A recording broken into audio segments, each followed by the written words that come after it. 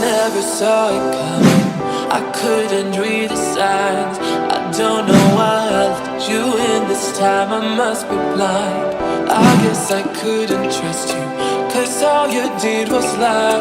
Oh no, Survei Manta Taub merupakan survei untuk mendapatkan gambaran umum kawasan terumbu karang di suatu wilayah yang dilakukan oleh pengamat yang menggunakan masker dan snorkel dan ditarik oleh sebuah perahu kecil di sepanjang daerah pengamatan.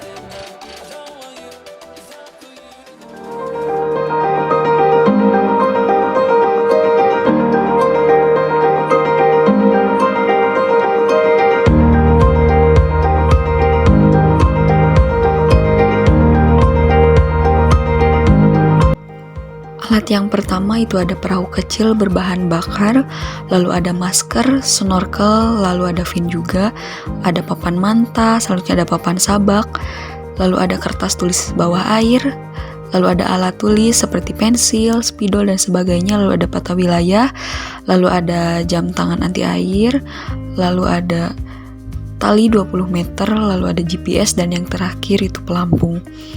Inilah alat yang dibutuhkan untuk survei Manta Taub.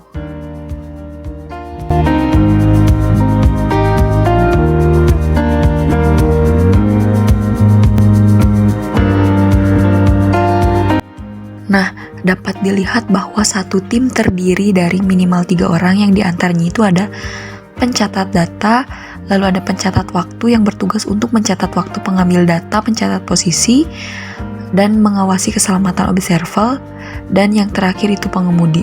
Nah, dapat dilihat observer ini dihubungkan dengan menggunakan perahu, menggunakan tali sepanjang lebih kurang 18 meter, kemudian pada jarak 6 dan 12 meter dari salah satu ujung tali diikatkan dengan pelampung sebagai alat bantu pencatat dan mengukur kecerahan air.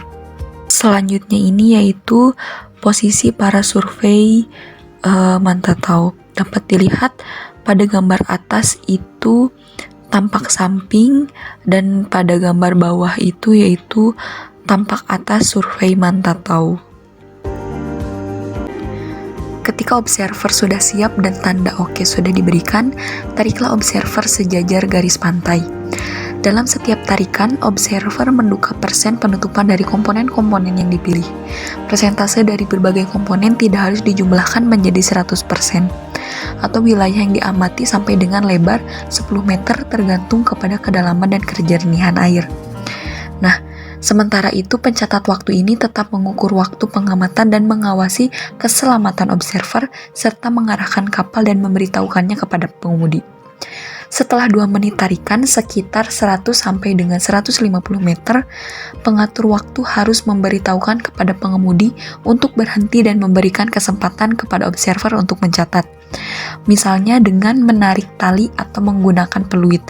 Observer kemudian mencatatkan hasil pengamatan di atas papan selama 2 menit. Pencatat waktu mencatat nomor tarikan pada posisi ini di atas peta. Posisi awal dan akhir pengamatan dapat ditentukan dengan menggunakan GPS, dengan melihat bentang alam atau baringan kompas. Nah, ulangi langkah kedua dan ketiga sampai seluruh lokasi telah tersurvei seluruhnya.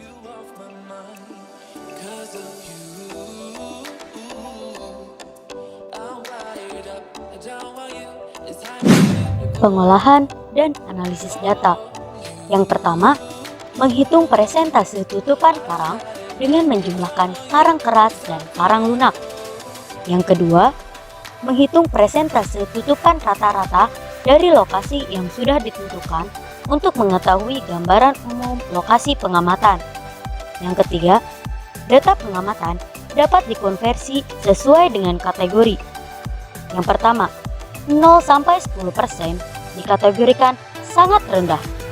Yang kedua, 11-30% dikategorikan rendah. Yang ketiga, 31-50% dikategorikan sedang. Yang keempat, 51-75% dikategorikan tinggi. Dan yang kelima, 76%-100% dikategorikan sangat tinggi. Terakhir, memasukkan data pengamatan tiap tarikan yang sudah disesuaikan dengan kategorinya ke dalam peta. because of you.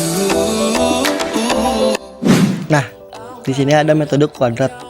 Metode kuadrat biasanya digunakan untuk bisa memantau komunikasi makrobentos yang meliputi kondisi biologis, pertumbuhan karang dan tingkat kematian, lalu kondisi biologis dan rekrutmen karang baru lainnya. Dan juga biasanya penelitian yang menggunakan metode ini dilakukan secara rutin dengan dukungan pengambilan undurra terfoto sesuai dengan ukuran kuadrat yang telah ditentukan. Selain itu, data lanjutan pertumbuhan dan kematian karang yang mati sangat tergantung pada laju sedimentasi. Oleh karena itu, harus diamati juga dengan teliti. Data yang didapat adalah persentase tutupan karang, jumlah koloni, frekuensi relatif, dan keberagaman, lalu keseragaman jenis karang lainnya. Halo semuanya, sekarang aku bakal jelasin tentang prosedur metode transek kuadrat dalam pengamatan terumbu karang.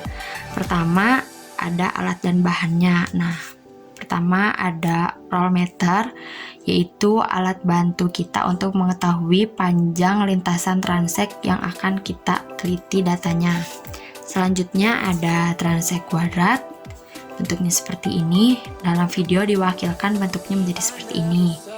Selanjutnya ada scuba set, yaitu alat yang dapat membantu kita dalam penyelaman.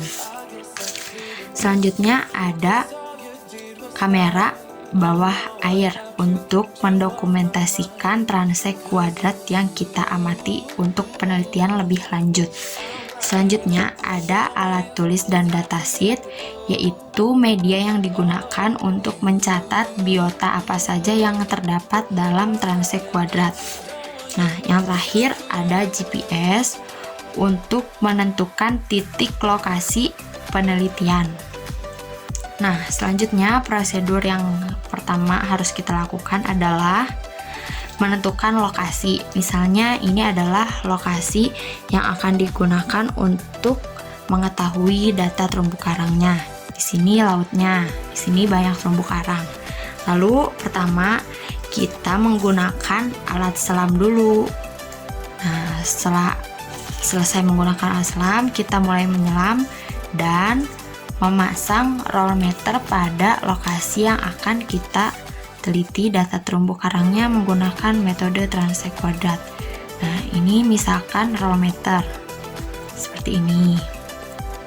Selanjutnya kita bawa transek kuadrat kita seperti ini, transek kuadratnya. Lalu roll meternya dengan panjang 100 meter kita rentangkan sejajar dengan garis pantai. Lalu pasang transek kuadrat pada 10 meter pertama di sebelah kiri. Setelah itu kita catat apa saja yang ada di dalam transek kuadrat tersebut menggunakan datasheet dan alat tulis bawah air ini. Nah, untuk lebih akurat datanya agar bisa diteliti lebih lanjut juga, jangan lupa kita foto transek tadi. Setelah itu bergeser ke 10 meter selanjutnya atau pada meter 20, kurang lebih ada di sini. Nah, dipasang di sebelah kanan karena kita di sini memasangnya secara zigzag. Lalu seperti biasa, biota apa saja yang ada di sana kita tulis dalam datasheet ini.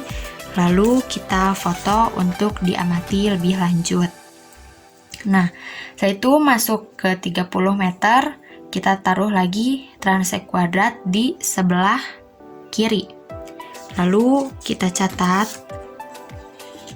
biota apa saja yang ada di dalamnya. Setelah itu difoto lagi seperti ini.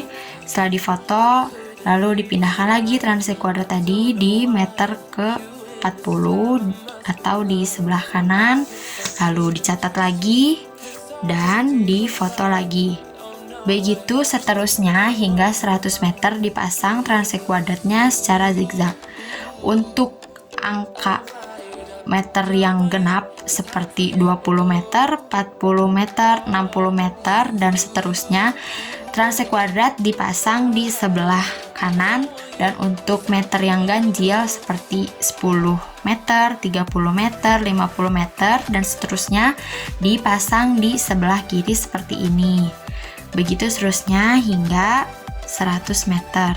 Setelah selesai, gulung kembali roll meter. Oh iya, sebelum itu pastikan roll meter yang tadi kita pasang nempel pada terumbu karang agar tidak terbawa oleh arus.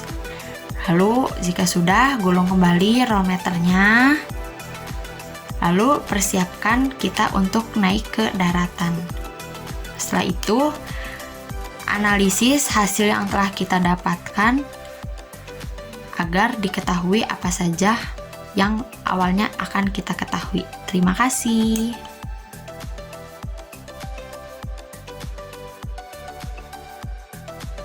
Dalam pengolahan dan analisis data, perhitungan persentase tutupan adalah sebagai berikut.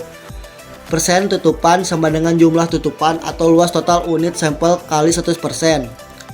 Dan juga kelimpahan sama dengan jumlah total biota atau luas total unit sampel. Lalu kelimpahan relatif jenis I sama dengan kelimpahan jenis I atau kelimpahan total yang dikali 100%.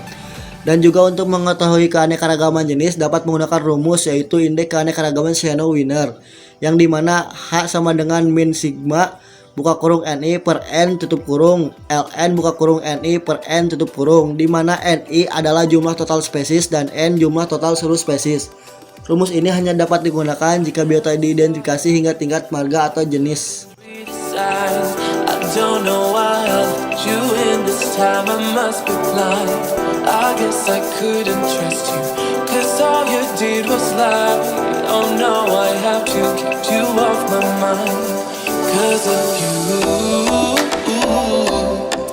I'm wired up, I don't want you